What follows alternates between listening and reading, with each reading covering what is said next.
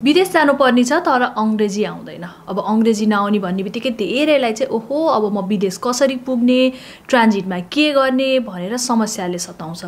त्यो मात्र हैन, जो छोराछोरी विदेशमा हुनुहुन्छ, आमा बुवालाई बोलाउनु भएको छ, उहाँले पनि ओहो अब बुवालाई त अंग्रेजी आउँदैन, आमालाई अंग्रेजी आउँदैन, यहाँसम्म चाहिँ कसरी आउनुहुन्छ भनेर धेरैलाई चाहिँ त्यो समस्या परिरहेको हुन्छ। सोच्नुस् त यो संसारमा कतिवटा यस्ता देशका मान्छेहरू छन् जसले अंग्रेजी बोल्दैन, त्यही पनि उनीहरू ट्राभल गरिरहेको छ। हाम्रै छिमेकी राष्ट्रको कुरा गरौँ, भारतबाट कति मान्छेहरू विदेश गइरहेका हुन्छन्, उनीहरूलाई अंग्रेजी आउँदैन। चाइना, जापान, अरु सबै देशको मान्छेहरू हामीले भन्ने गोराहरू होस्, कालाहरू होस्, मेक्सिकनहरू होस्, उनीहरूलाई पनि त कतिजना मान्छेहरूलाई अंग्रेजी आउँदैन। सबैलाई अंग्रेजी आउँछ भन्ने त छैन नि त। अंग्रेजी आउने मान्छेलाई पनि यो सानसानो कुराले चाहिँ ट्राभल गर्दा ध्यान दिएन भने उनीहरू पनि समस्यामा पर्न सक्छन्। तर आज चाहिँ मैले मेनली फोकस चाहिँ जसलाई चाहिँ अंग्रेजी आउँदैन तर विदेश जाँदै हुनुहुन्छ, उहाँले चाहिँ के कुरा ध्यान दिनुपर्छ, यति कुरा ध्यान दियो भने चाहिँ कति कुरामा सहज हुन्छ भनेर चिलगाडीमा यो कुरा लिएर आएको छु। जब तपाईले टिकट काट्नुहुन्छ, टिकट काटिसकेपछि चाहिँ आफू कुन देशबाट कुन ठाउँसम्म ट्राभल गर्दै हुनुहुन्छ त्यो कुरा ध्यान दिनु पर्यो। त्यो सँगसँगै कतिवटा ट्रान्जिट छ भनेर ध्यान दिनु पर्यो। जब तपाईले टिकट काट्नुहुन्छ, टिकट काटिसकेपछि पेपर टिकट वा इलेक्ट्रोनिक टिकट आउँछ। इलेक्ट्रोनिक भनेको कम्प्युटरमा अथवा तपाईको मोबाइलको स्क्रिनमा जसरी त्यो टिकट आउँछ नि, त्यो आइसकेपछि तपाईको कसले टिकट काट्दिएको वा कसले चाहिँ इंग्लिश बुझ्छ उलाई चाहिँ के भन्नु पर्यो भने, ल बाबु तिमी मलाई भन यो टिकटमा मेरो नाम पीएनआर भनेर चाहिँ के हुन्छ भने, टिकट भने जस्तो पीएनआर भनेको चाहिँ 6 वटा लेटर अथवा वर्डको हुन्छ हो।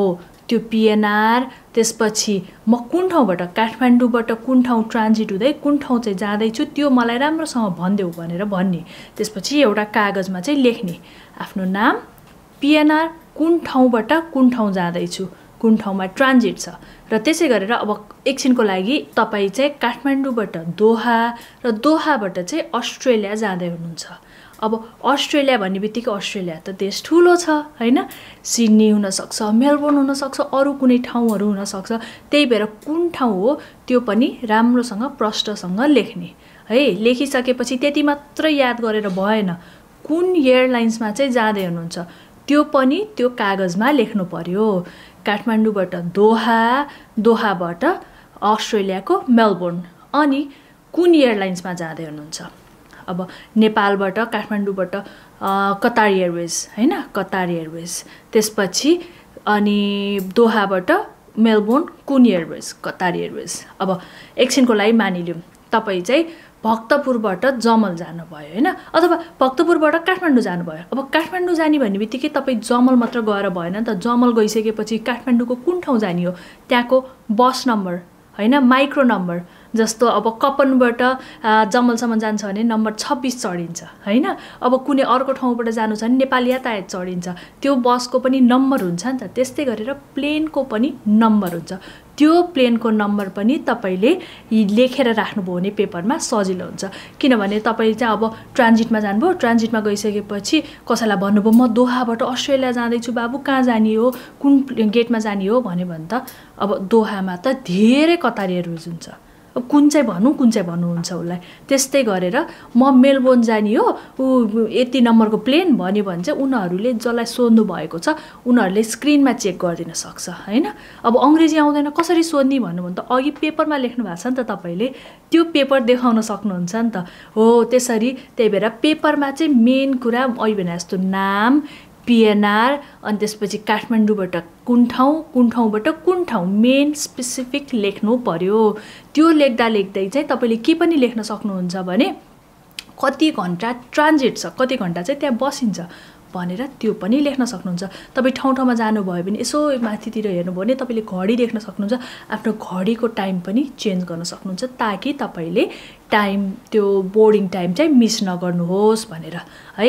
यो कुरा चाहिँ घरमै हुँदाखेरि एयरपोर्ट जानुभन्दा अगाडि नै याद गर्नुपर्ने कुरा भयो।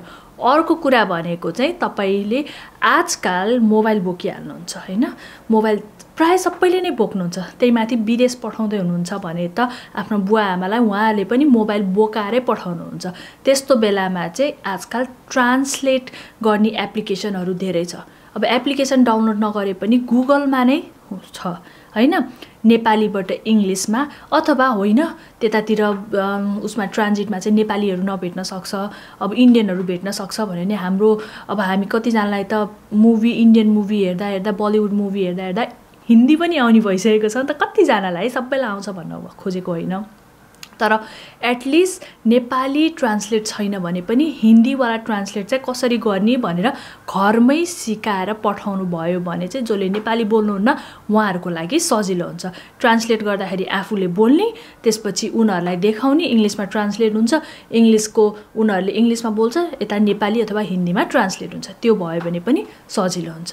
त्यही भएर फर्स्टमा पेपरमा लेख्नु पर्यो। अर्को कुरा भनेको ट्रान्सलेट गर्ने ट्रान्सलेसन एपहरू हुन्छ, त्यो एपहरू डाउनलोड गर्ने अथवा गुगलमा भए पनि कसरी चलाउने भनेर सिक्ने।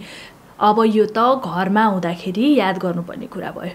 अब तपाईको फ्लाइटको दिन भयो। फ्लाइटको दिन चाहिँ जब तपाईँ एयरपोर्ट पुग्नुहुन्छ, नेपालको एयरपोर्टमा त आफूलाई मात्रै भित्र छिर्न दिन्छ। विदेशमा चाहिँ कतिवटा एयरपोर्टमा चाहिँ आफ्नो फ्यामिली मेम्बरलाई पनि त्यो चेक इन गर्ने ठाउँ, ब्यागेज झार्ने ठाउँसम्म चाहिँ जान दिन्छ। तर नेपालमा चाहिँ जो ट्राभल गर्न लागेको छ उसलाई मात्रै भित्र छिर्न दिन्छ। त्यस्तो बेलामा चाहिँ तपाईँले के कुरा बुझ्नु पर्यो भने तपाईँ ट्राभल गर्न लागेको ठाउँमा चाहिँ अब नेपालमा त नेपाली नै बोल्छ हैन, त्यही भएर चाहिँ आफूलाई मनमा लागेको कुरा के कन्फ्युजन हो त्यो सबै कुरा चाहिँ तपाईँले त्यहाँ बोर्डिङ गर्ने बेलामा चेक इन गर्ने बेलामा चाहिँ सोध्नु पर्यो। बाबु मैले कतिवटा बोर्डिङ पास पाएको छु, मैले फाइनल डेस्टिनेसनसम्म मेरो लास्ट डेस्टिनेसनसम्म मेरो यही बोर्डिङ पास हुन्छ कि कतिवटा बोर्डिङ पासले चाहिँ काम गर्छ भनेर सोध्नु पर्यो। मैले कतिवटा प्लेन चाहिँ चेन्ज गर्नु पर्यो भनेर सोध्नु पर्यो। त्यो सँगसँगै चाहिँ ब्यागेज ट्याग मेन कुरा मान्छेहरू धेरै झुक्किनु भनेको चाहिँ आफ्नो ब्याग फाइनल डेस्टिनेसनसम्म पुग्छ कि पुग्दैन। अहिलेदेखि मैले मेलबोर्न भनेर यतिकै इक्जाम्पल दिइरहेको हो। अब त्यहाँ जाँदाखेरि चाहिँ तपाईँको काठमाडौँमा ट्याग गरेर छैन, काठमाडौँबाट दोहा र दोहाबाट चाहिँ मेलबोर्न भनेर दुईटा अक्षर चाहिँ लेखेको हुन्छ। दुईटा अक्षर भनेको एउटा दोहाको DOH, मेलबोर्नको MEL त्यसरी लेखेको हुन्छ हैन। त्यो तपाईको ब्यागेज ट्यागमा छ कि छैन त्यो पनि याद गर्नु पर्यो। त्यति त याद गर्न सक्नुभयो भने धेरै सजिलो हुन्छ, किनकि तपाईको ब्याग फाइनल डेस्टिनेसनसम्म पुग्छ। त्यही भएर कसैलाई सोध्नै पर्दैन ब्यागेजको बारेमा।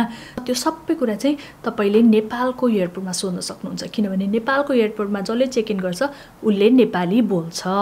उसले बोल्दाखेरि तपाईले इच एन्ड एभ्री आफूलाई मनमा लागेको कुरा सोध्न सक्नुहुन्छ, किनभने तपाईँ विदेश गइसकेपछि त नेपाली भेटिन्छ भेटिँदैन थाहा हुँदैन। त्यही भएर यो कुरा चाहिँ तपाईँले एयरपोर्टमा गर्नु पर्यो। र अर्को कुरा एकदमै सिम्पल छ तर एकदमै महत्त्वपूर्ण हुनसक्छ। जस्तो तपाईँ के लुगा लाएर जानुहुन्छ विदेशमा, त्यतिखेर पनि त्यसले महत्त्व दिन्छ। जस्तो केटा मान्छे हो भने टोपी लाउनु भयो, ढाका टोपी लाउनु भने तपाईँ विदेशको एयरपोर्टमा अल्मलिरहनु भएको छ भने कोही नेपालीले देखेर ओहो उहाँ त नेपाली हुनुहुँदो रहेछ भनेर आएर बोल्नुहुन्छ। किनभने यो चाहिँ मेरो एक्सपिरियन्स अनुसार मैले बताइरहेको हो। म एयरपोर्टमा काम गर्छु र कहिलेकाहीँ यसो हेर्दाखेरि अब ठ्याक्कै नेपाली भने त छुटिँदैन नि त, तर ढाका टोपी लाएर आउनुभएको छ, अल्मलिरहनु भएको छ, कहाँ जाउँ के गरौँ भएको छ नि त। अफकोर्स म नेपाली, अर्को नेपालीलाई हेल्प गर्नु जस्तो लाग्छ नि त। ढाका टोपीले पनि कति हेल्प गर्छ। त्यसै गरी आमाहरू ट्राभल गर्दै हुनुहुन्छ नि, पछ्यौरी भयो, त्यस्तो कुराले पनि उहाँहरू अल्मलिनु भएको छ। र विदेशमा कोही इङ्ग्लिस बोल्ने हुनुहुन्छ र त्यहाँ एयरपोर्टमा काम गर्नुहुन्छ नि उहाँहरूलाई हेल्प गर्नुहुन्छ।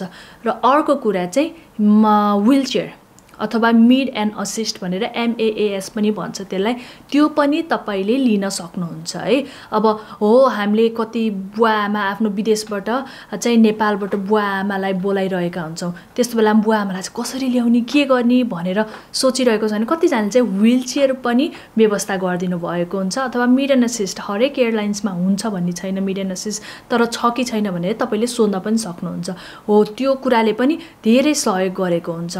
र प्लेनमा ट्राभल गर्ने बेलामा चाहिँ हैन, अब चेक इन गर्ने बेलामा अरू नेपालीहरू आफू जान लागेको ठाउँसम्म जान लागेको छ कि छैन त्यो कुरा पनि त्यहाँ एयरपोर्टमा सोध्नु भयो। र त्यही ठाउँसम्म जाने कोही छ भने उनीहरूको आसपास नजिकमा बस्न सक्यो भने पनि धेरै नै हेल्प हुन्छ।